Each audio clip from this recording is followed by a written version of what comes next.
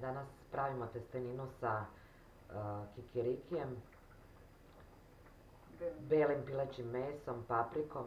Za to nam je potrebno 500 grama belog pilećeg mesa isečenog u štapiće, 100 grama kikirikija, 300 grama paprike, 1 čaša gustina, 1 deciliter pavlake za kuvanje i 1 deciliter vode.